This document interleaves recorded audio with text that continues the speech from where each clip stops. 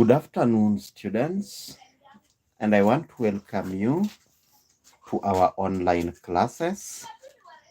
Students, I want us to look at some topic called glaciation. I want us to begin by looking at definitions of terms. The first term, dear students, that I want us to look at is glaciation.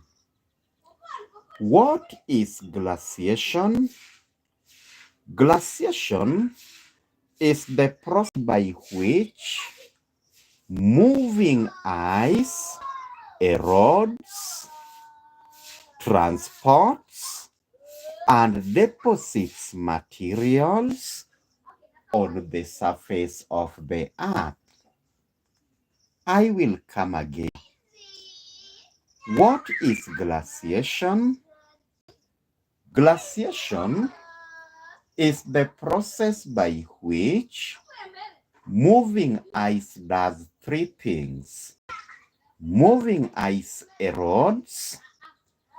Erosion, moving ice carries the products of erosion and transport them. And finally, the materials treated by the moving ice are deposited. So when you are asked to define glaciation, you simply say, this is the process by which moving ice erodes, transports, and deposits materials on the surface of the earth.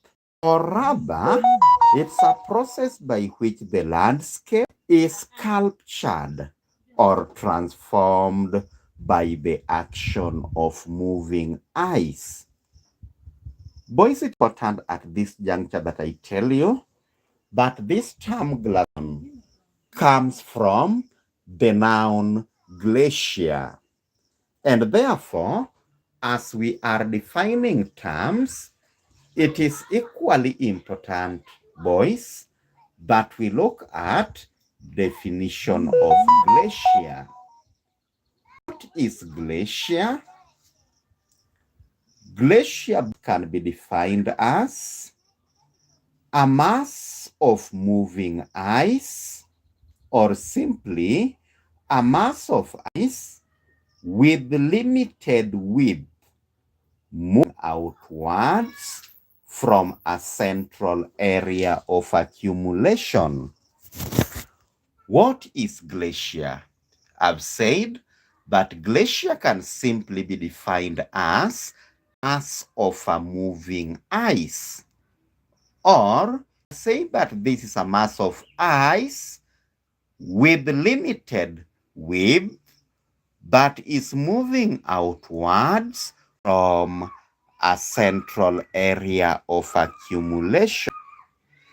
It is equally important, dear boys, that we look at the areas in East Africa where glaciers are found, because you will be name 3 places in East Africa where glaciers are found.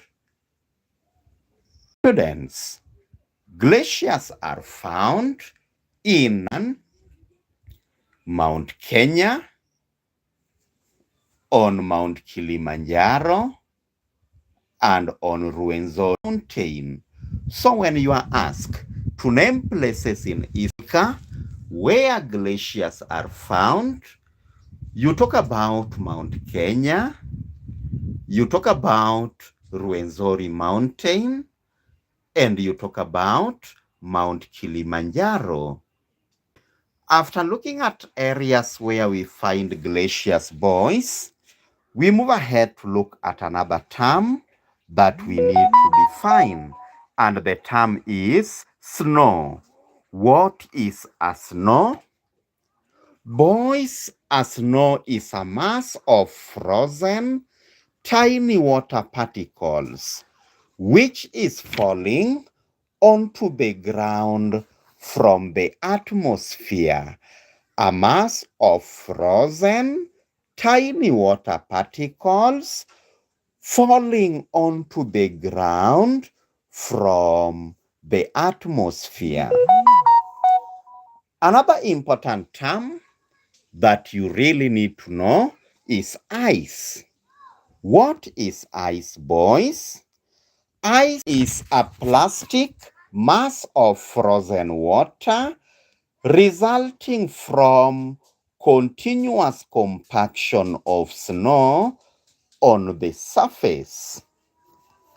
Another important term that is associated with glaciation, boys, is an iceberg.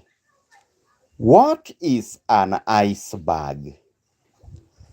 An iceberg is a large mass of ice that floats on water, especially in the temperate land during winter. A large mass of ice that floats on water, especially in temperate regions during winter. Another important term that you need to know, which is associated with the glaciation, is known as a snow line. What is a snow line? This is a line of altitude above which there is permanent snow cover. It's a line of altitude that when you move over it, then there is a permanent snow cover, and below it, we may have snow during winter, but during summer, there is no snow. Another important term, dear boys, that is associated with glaciation is known as bergskränd. What is a bergskränd? In a simple term, this is a depression that is found within the glacier that are deposited on a steep slope. It's a depression within the glacier. We can define it as a large crack within ice that forms a depression, especially on steep slope, that is occupied by glacier. Another important... Yes, we can continue. Boys, I'm sorry for that interference. Remember, we were looking at definitions of terms. We began by looking at glaciation. Then move ahead to look at glacier. We also look at areas in East Africa where glaciers are found. We have also defined a snow. We have well defined an ice. We have looked at an iceberg, a snow line, and a bergskränd. We also looked at a moraine. I now want us to look at a Piedmont glacier. What is a Piedmont glacier? Boys, a Piedmont glacier is a valley glacier that flows out of a mountainous area onto a gentle slope or a plain and spreads out over the surrounding terrain. After looking at a Piedmont glacier, it is equally important that we look at a till. What is a till? A till is a random mixture of crushed rock.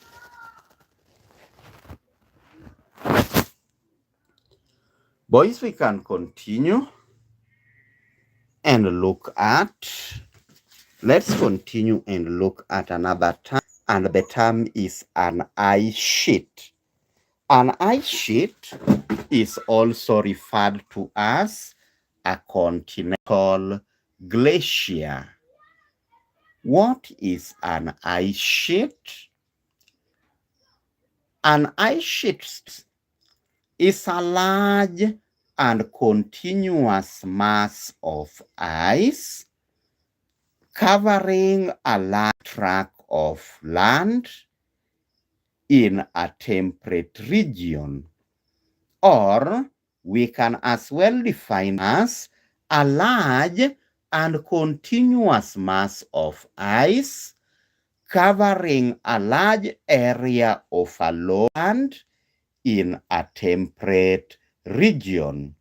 Remember, an ice sheet is also referred to as a continental glacier. At this particular time, dear boys, I also want to bring it to your attention that there are no ice sheets in Kenya. And you ask this question to give reasons why there are no ice sheets in Kenya. Reason number one, Kenya experiences high temperature, which discourages the formation of ice sheet. Reason number two, most parts of Kenya is found at low latitude areas, which discourages the formation of ice sheet. Reason number three, most part of Kenya is found at low altitude area, which discourages the formation of ice sheet. After looking at ice sheet or continental glacier, we can now move ahead, look at the process that leads to the formation of glacier. Remember, descriptive questions, you are going to be asked to describe how a glacier is formed. You need to know the various steps that leads to formation of glacier. Step number one, boys. First, there must be evaporation occurs in water bodies, releasing the water vapor which ascends into the atmosphere. So step number one is evaporation, and we are saying that evaporation takes over in water bodies. Purpose of evaporation is to release water into the atmosphere. What is step number two? The water vapor released into the atmosphere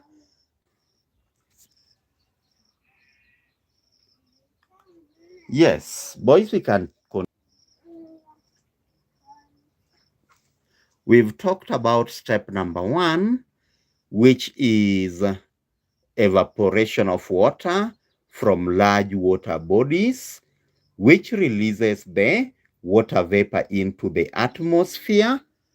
Then step number two, we are talking about the vapor cools as quickly and directly at a temperature below 0 degrees to form a snow. Step number three, the air temperature remains cold, and then as the snow falls onto the ground, it gradually accumulates. Step number four, under pressure from the gathering layers of snow, some melting and freezing of the snow is compacted into ice. With time, ice becomes thick and its layers become plastic, making it to flow as glacier. In summary, what are the steps that are followed for a glacier to be formed? Step number one, evaporation, which releases water vapor into the atmosphere. Step number two, cooling and condensation, which forms snows. Step number three, The snow falls onto the ground, which are compacted to form ice. Step number 4, when ice becomes plastic and begin to move, then it forms glacier. After looking at how glacier is formed, it is equally important that we know types of glacier. There are various types of glaciers, boys. Number 1, valley glacier. Number 2, ice sheet. Number 3, sack glacier. Number 4, we have Piedmont Glacier. And number 5, we have ice cap. Boys, it is equally important that we know ice masses that are found in East Africa. You can ask to name places in East Africa where glaciers are found. You can as well be asked to give the ice masses that are found in East Africa. Which ice masses are found on Mount Kenya, Mount Kilimanjaro, and Rwenzori Mountains? 1, we have Valley Glacier.